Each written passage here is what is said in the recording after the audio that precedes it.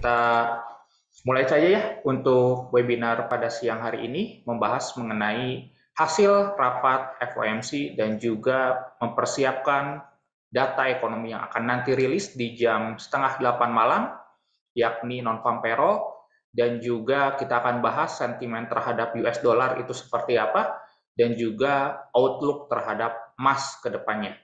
Oke, mungkin saya di sini akan share screen terlebih dahulu. Kita akan overview dulu terlebih mengenai dari kalender ekonomi. Bagi rekan-rekan yang baru join di sini, jangan lupa untuk tekan like dan juga subscribe di YouTube agar Anda tidak ketinggalan tentunya terhadap update mengenai webinar dari kami membahas mengenai update yang terjadi di dalam pasar dan juga materi-materi yang berkaitan dengan trading, baik itu teknikal dan juga fundamental. Oke, langsung saja ke materi per hari ini. Kita akan bahas dari sisi non-farm payroll-nya itu seperti apa.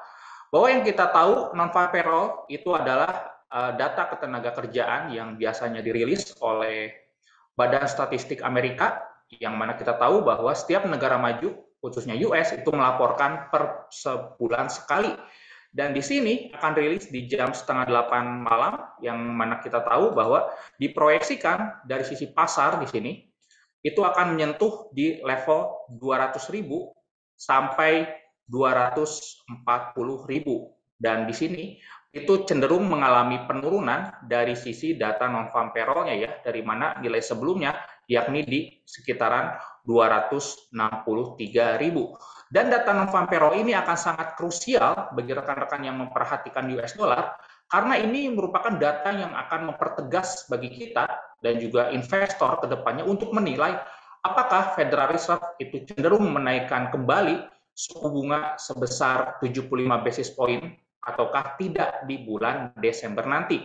Karena data yang berhubungan dengan ketenagakerjaan atau job report itu merupakan data yang sifatnya adalah inflationary. Dan balik lagi bahwa topik utama di dalam pasar pada saat ini adalah mengenai inflasi.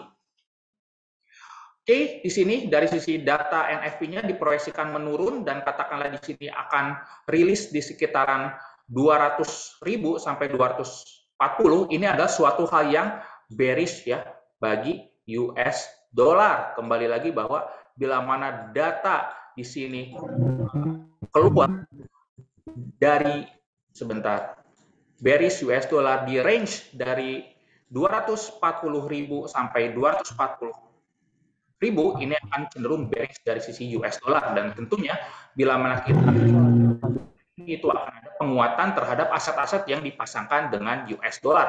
Tapi katakanlah melebihi dari ekspektasi pasar dan juga dari sisi nilai sebelumnya, ini tentu akan menjadi boosting dari sisi US dollar. Bila mana datanya itu lebih dari 240, itu akan bullish ya dari sisi US dollar. Ini patokannya ya. Yang perlu Anda perhatikan adalah bagaimana data NFP ini akan rilis ke depannya. Karena ini yang akan mempertegas bahwa Federal Reserve mungkin akan menaikkan kembali 75 basis point, dan dampaknya apa? Itu akan lebih ke arah bullish terhadap US dollar. Oke, itu saja mungkin dari sisi overview non-farm payroll. Kemudian data yang perlu kita perhatikan selain non-farm payroll adalah participation rate dan juga average hourly earnings. Bahwa yang kita tahu bahwa setiap negara maju itu biasanya gaji pekerja itu berdasarkan per jam. Dan katakanlah di sini dari sisi earnings-nya atau per jam upahnya ini bertambah, otomatis pendapatan dari sisi masyarakat US yang bekerja itu akan bertambah. Kemudian katakanlah hal ini bila mana spending itu sejalan, maka dari itu bahwa inflasi di US ke depannya mungkin akan berada pada level yang tinggi sehingga memaksa Federal Reserve untuk menaikkan kembali 75 basis point high. Jadi yang perlu kita perhatikan tidak hanya NFP-nya, tapi juga participation rate dan juga average hourly earnings, karena kedua data ini merupakan data yang memberikan kontribusi terhadap penguatan US dollar ataupun perlemahan terhadap US dollar. Oke, kita akan bahas dari sisi FOMC hasilnya seperti apa, bahwa keputusan bulat di sini Federal Reserve melakukan voting 75 basis point high, yang mana kita tahu bahwa ketika voting ini terjadi, ketika suku bunga dinaikkan, itu terjadi bearishness terhadap US dollar, namun yang cukup unik bahwa US dollar ditutup dalam keadaan yang cukup kuat ya, karena ada statement yang menjelaskan bahwa kedepannya Federal Reserve mungkin akan tetap menaikkan suku bunga secara agresif dan tidak terlalu prematur untuk menurunkan kecepatan suku bunga tentunya.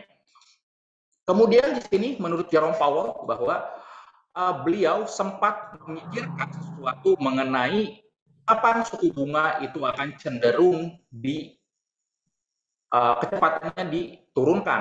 Karena kita tahu bahwa 4 kali berturut-turut Federal Reserve sudah menaikkan 75 basis point hike, dan hal itu yang menyebabkan US dollar mendapatkan demand yang begitu luar biasa, karena selain dari sisi faktor internal yang mendukung US dollar menguat, itu terdapat faktor eksternal yang kondisinya masih penuh dengan resiko. Yang mana kita tahu bahwa US dollar sampai saat ini masih menjadi safe haven, dan aset yang safe itu akan cenderung diincar oleh pasar ketika kondisinya sedang tidak stabil.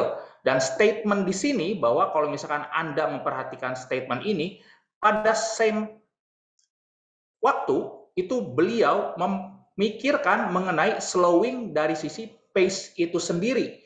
Yang mana kita tahu ketika statement ini rilis, itu US dollar sempat mengalami perlemahan terlebih dahulu ya, dan hal itu hanya bersifat sementara karena sebenarnya ada beberapa statement yang menunjukkan bahwa di sini ya, bahwa mempertegas bahwa Federal Reserve itu cenderung akan menurunkan suku bunga atau slower hikes nanti di bulan Desember nanti, dan katakanlah bila mana Desember nanti mereka atau Federal Reserve itu melakukan pivoting, dalam kasus ini yang biasanya mereka melakukan kenaikan 75 basis point menjadi 50 basis point, itu sudah cukup bisa menggerakkan US dollar untuk bergerak bearish.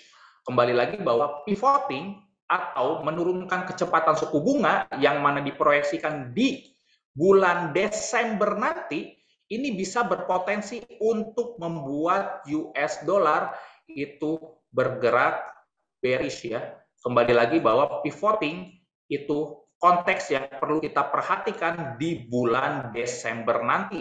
Dan ketika statement ini rilis pun, US dollar masih tetap bergerak bearish ya ketika FOMC rilis. Namun ada pernyataan yang cukup berbalik setelahnya, bahwa menurut Jerome Powell bahwa untuk kita melakukan pivoting itu terlalu prematur dilakukan pada bulan November ini, sehingga hal ini yang menyebabkan potensi US dollar itu kembali menguat ya pasca ada kata prematurely loosening, artinya bahwa untuk pivoting yang dilakukan bulan November ini itu terlalu prematur karena kita tahu bahwa berdasarkan data GDP yang mengalami rebound, kemudian data job openings atau jobs yang mengalami kenaikan signifikan, kemudian dari sisi data spending yang kembali mengalami peningkatan, hal itu yang memaksa mungkin Federal Reserve untuk kembali menaikkan 75 basis point hike di bulan Desember, tentu dengan validator data NFP yang akan rilis pada hari ini ya, tentunya seperti itu. Jadi karena statement inilah penyebab dari sisi US dollar itu bergerak bullish dan bahkan sangat-sangat bullish ya. Di hari Kamis pun itu melanjutkan kenaikan cukup signifikan, dan sampai 2 kali bahwa Jerome Powell menegaskan bahwa very premature untuk memikirkan mengenai pausing. Dalam kasus ini adalah bahwa kecepatan suku bunganya itu diturunkan secara perlahan, yang mana kita tahu bahwa 4 kali sudah berturut-turut Federal Reserve itu menaikkan suku bunga sebesar 75 basis point hike. Dan kalau misalkan kita mengacu terhadap tools ini, FOMC Fed Watch Tool, bahwa kalau misalkan Anda tidak tahu apa tools ini merupakan tools yang bisa membantu kita untuk memproyeksikan seberapa agresif Federal Reserve itu akan menaikkan suku bunga kembali di bulan Desember berdasarkan kontrak berjangka yang dibeli oleh partisipan pasar khususnya institusi.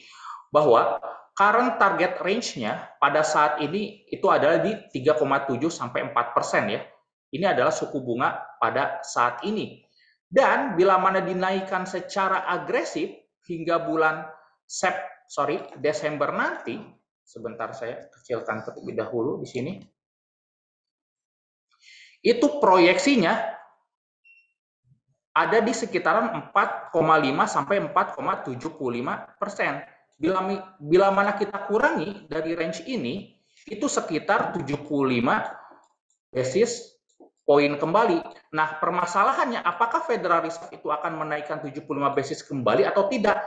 Tentu jawabannya Anda bisa konfirmasikan itu terhadap data non-farm payroll yang akan rilis di jam 7:30 ini tentunya. Dan bila mana ini rilis, maka potensi US dollar untuk bergerak bullish at least sampai ke akhir tahun itu cukup besar probability-nya. Apalagi hal ini didukung kondisi eksternal mengenai krisis energi, kemudian potensi resesi, kemudian supply chain yang belum usai, itu berpotensi untuk meningkatkan demand terhadap US dollar. Dan kalau misalkan kita lihat dari sisi mapping US dollar yang saya gambarkan di sini, US dollar itu masih cenderung mengalami kenaikan dari awal tahun sampai sekarang masih bergerak pada level yang uptrend. Dan potensi breakout level 113 di sini itu cukup memungkinkan sekali, apalagi didukung bentukan harga ataupun candle di hari kemarin, ini membentuk sebuah candle hijau yang sangat-sangat solid, dan biasanya ini akan diikuti oleh pergerakan korektif terlebih dahulu sebenarnya, untuk nantinya melanjutkan kenaikan. Nah, namun kembali lagi bahwa kenaikannya di sini ini akan tergantung dari sisi data non-farm payroll yang akan rilis di per malam hari ini tentunya. Dan katakanlah ini bisa menggerakkan pasar, katakanlah dalam kasus ini non-farm payroll-nya itu unexpected ya, above average pasar, ini bisa mendorong US dollar untuk mengalami kenaikan ke 114, bahkan ke 114,6 ya, yang ada di sini. Tapi katakanlah selama harga berada di tutup di bawah 112, maka ada indikasi untuk US dollar bergerak turun ke arah bawah ke 110,8. Jadi selama harga di atas 112, ini ada indikasi US dollar masih bergerak bullish, karena kita tahu bahwa selama sentimen FOMC yang telah kita dapatkan bahwa terlalu prematur bagi Federal Reserve untuk menurunkan kecepatan suku bunga, maka dari itu bahwa potensi US dollar untuk menguat itu masih cukup besar. Dan hal itu akan terproyeksikan terhadap pergerakan XAU nantinya, bahwa saya bisa proyeksi dari sisi XAU itu akan sangat tergantung dari sisi data non-farm payroll yang akan rilis pada hari ini ya.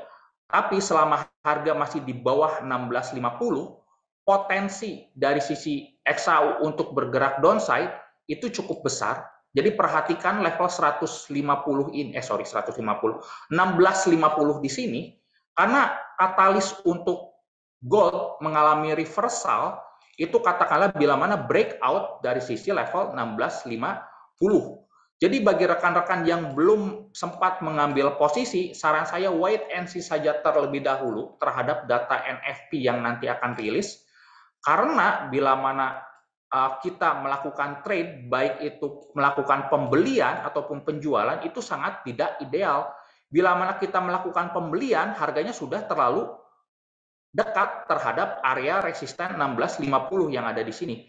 Dan bagi rekan-rekan yang ingin melakukan penjualan pun itu tidak begitu ideal, karena bentukan harga di per hari ini itu cukup bullish ya, bahkan sangat-sangat bullish. Dan katakanlah apakah ini bisa berbalik turun ke arah bawah? Oh, tentu sekali, sangat-sangat mungkin bila mana katakanlah data non-farm payroll itu mengalami kenaikan yang signifikan. Tapi kalau misalkan datanya itu sesuai dengan ekspektasi pasar, kemudian terdapat profit taking terhadap US dollar, maka dari itu potensi XAU untuk mengejar ke 1670 atau ke 1680 ini cukup besar.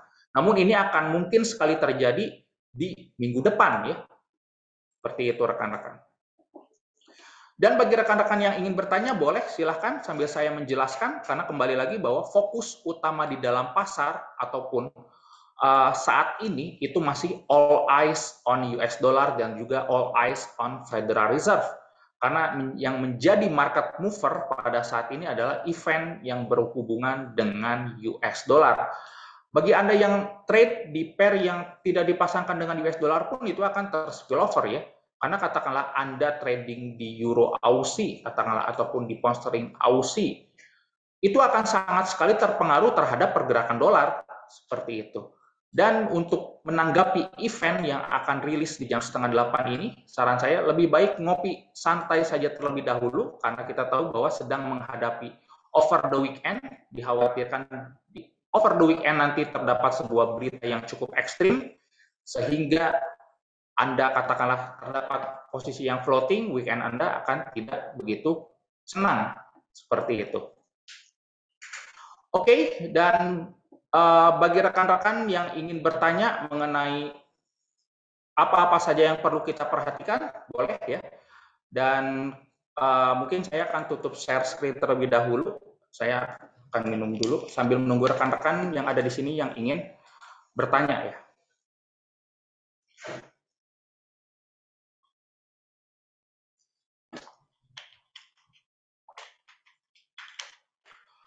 Oke, di sini ada pertanyaan ya dari YouTube. Pak Adam izin bertanya, menurut Pak Adam, kapan kira-kira The Fed itu akan melakukan pivoting? Oke, ini pertanyaan yang sangat bagus, Bali, bahwa Federal Reserve itu akan cenderung melakukan pivoting, menurut saya itu di bulan Desember ya. Karena ada statement bahwa as soon as Desember. Dan pivoting ini akan sangat sekali tergantung dari sisi data NFP ataupun data inflasi yang nanti akan rilis di minggu depan sebenarnya rekan-rekan. Jadi bagi rekan-rekan yang berasumsi bahwa dolar kemungkinan itu akan cenderung melemah dalam jangka waktu dekat ini, boleh bisa asumsikan seperti itu. Namun kembali lagi bahwa itu akan sangat sekali data dependent ya. Jadi bagaimana data NFP ini bekerja di ketika nanti rilis seperti itu rekan-rekan. Dan jadi bagi rekan-rekan yang berasumsi bahwa XAU ini akan cenderung menguat, ini pun akan sangat sekali tergantung bagaimana nanti data non-farm payroll yang akan rilis.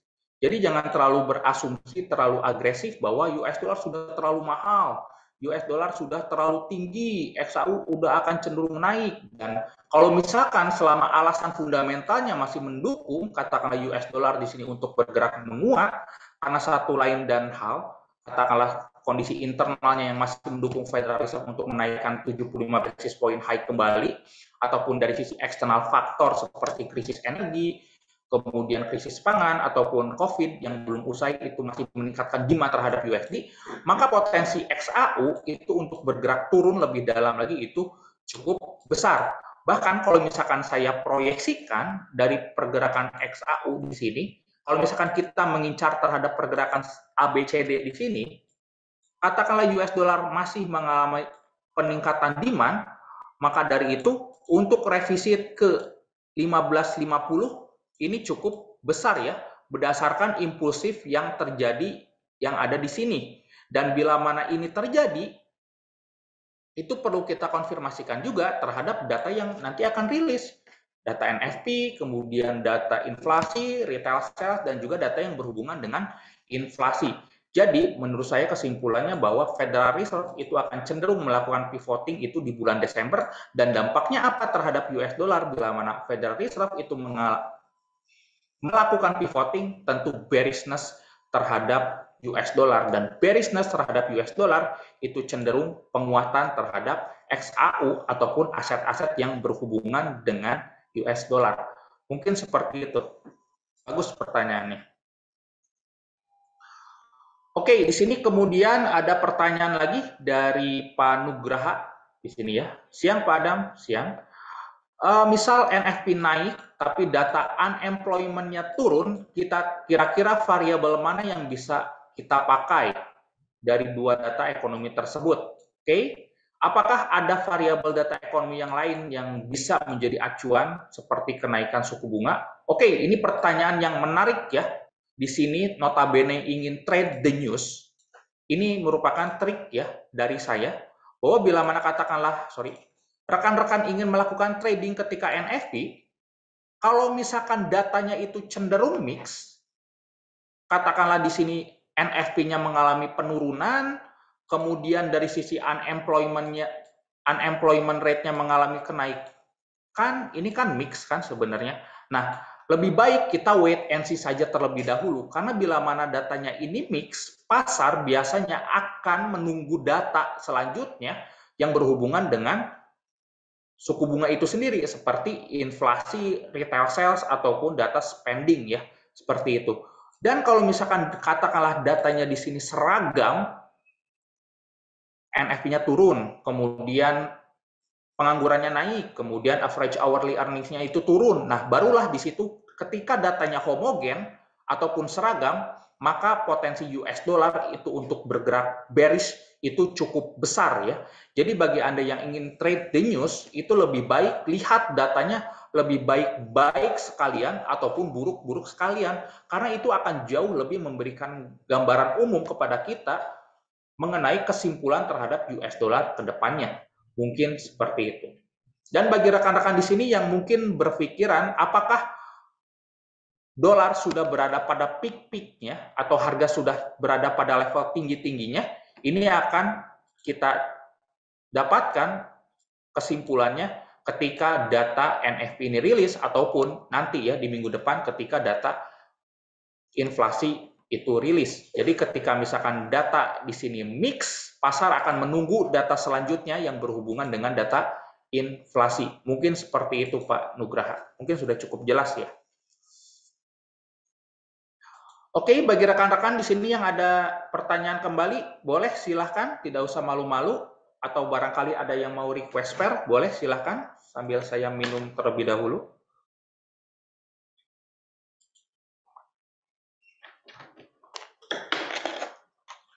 Oke, sambil menunggu pertanyaan, mungkin saya akan coba membahas dari sisi euro US dollar terlebih dahulu. Ya, kita akan coba rotasi dari sisi euro USD, kemudian pound sterling USD, dan juga nanti kita akan bahas XAU kembali ya. Takut ada rekan-rekan yang join telat. Oke, dari sisi euro USD, bahwa kita tahu harga kemarin sempat breakout dan close di bawah 0,98 di sini. Anda bisa lihat bahwa ini breakout level 0,98 dan ditutup dengan harga yang begitu solid ya.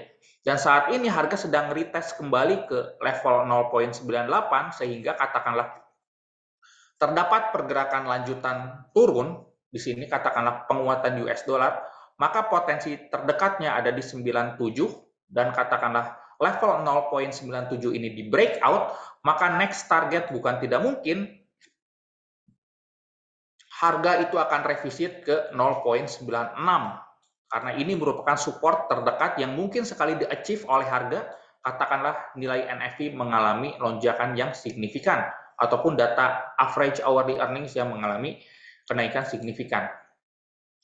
Kemudian dari sisi pound sterling US dollar ini jauh lebih solid ya dari sisi bearishness-nya atau pergerakan turunnya, dan saat ini harga sedang berada di support 1,11 ya di sini, dan bila mana katakanlah support ini kembali di breakout, maka potensi untuk revisit ke 1,1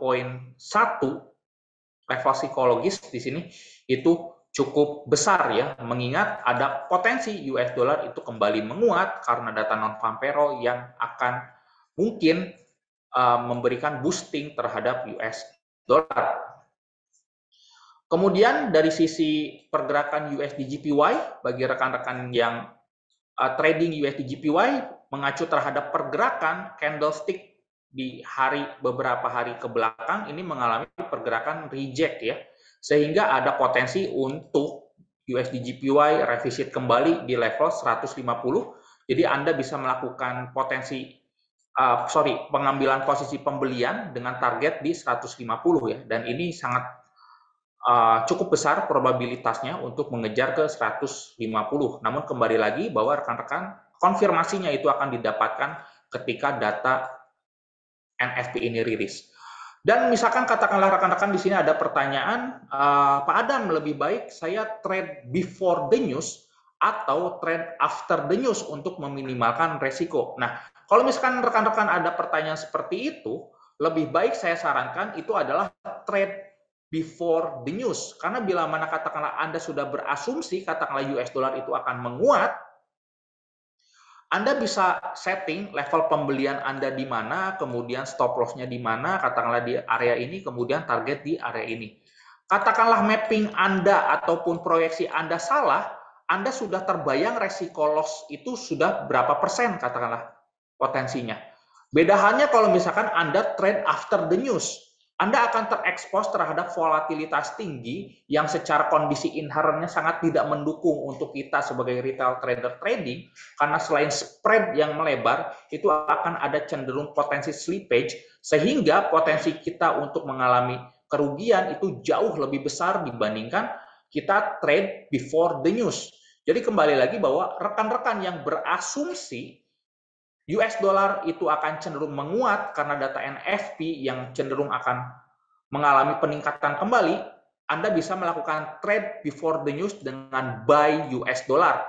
Anda bisa buy USD JPY, Anda bisa di sini agak lambat, sell Euro USD untuk incar target di sini, ataupun sell GBP USD, ataupun Anda bisa melakukan short terhadap XAU USD di sini ya.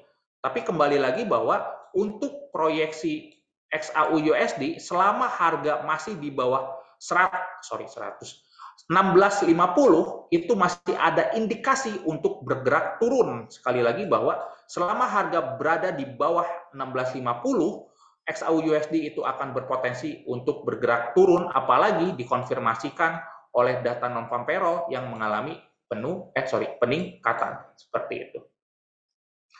Oke, di sini saya lihat tidak ada pertanyaan lagi.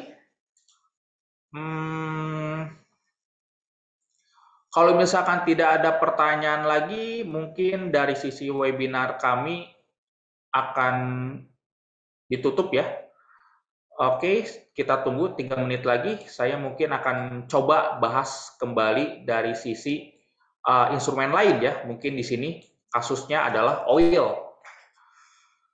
Oke, kalau misalkan dari sisi oil, Anda bisa marking di sini selama harga masih di atas 87, Anda bisa melakukan pembelian dengan target bisa di level 91 di sini, atau bahkan jauh lagi ya, di level 93. Dan katakanlah harga break dari resisten yang ada di sini, ini bisa membuka potensi dari sisi oil itu untuk revisit ke level 100 per barrel ya, yang ada di sini. Dan kita tahu bahwa oil ini akan sangat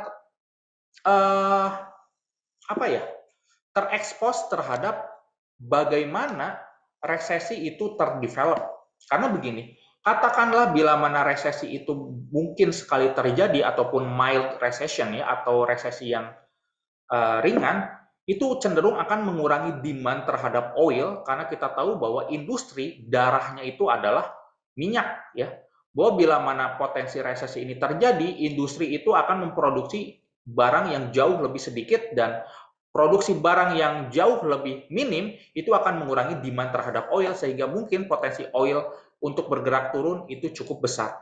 Tetapi bila mana katakanlah krisis energi ini semakin berlangsung, kemudian demand terhadap oil itu meningkat, karena kita tahu bahwa bumi belahan utara sedang memasuki musim dingin dan mereka membutuhkan penghangat tentunya, dan bahan bakar alternatif adalah oil. Itu akan cenderung meningkatkan demand terhadap oil, sehingga mungkin akan cenderung revisit ke area 100 per barrel ya. Ini dari sisi oil. Jadi perhatikan mengenai apakah resesi ini akan benar terjadi ataukah tidak ya, kalau misalkan Anda trading di oil.